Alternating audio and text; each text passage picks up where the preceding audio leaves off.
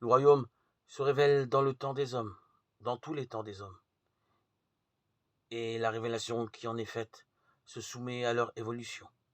Il est remarquable de constater que le concept de royaume, comme celui de Messie d'ailleurs, évolue dans l'ancienne alliance en fonction des conditions politiques d'Israël.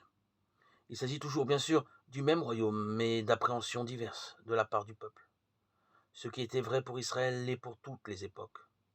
L'Église est signe, et un signe doit être parlant pour les hommes d'une génération, d'un pays. Il doit s'exprimer dans leur langue.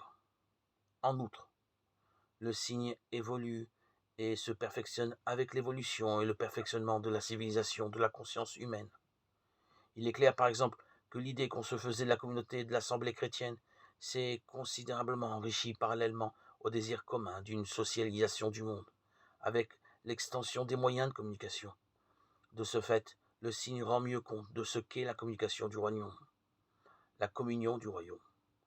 Les changements dans l'Église relèvent de cette perspective. Sans eux, l'Église ne serait pas fidèle à sa mission.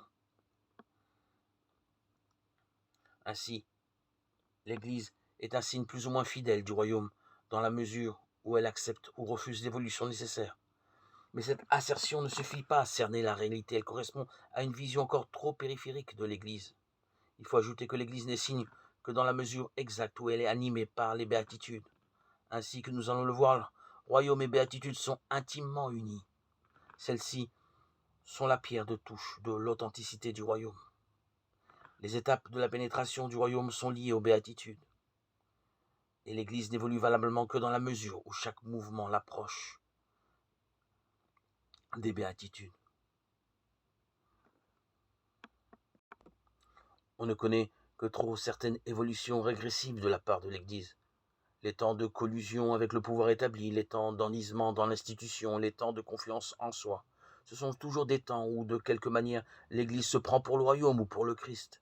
Des temps où elle s'imagine devoir triompher ou s'installer, comme si l'évolution était achevée.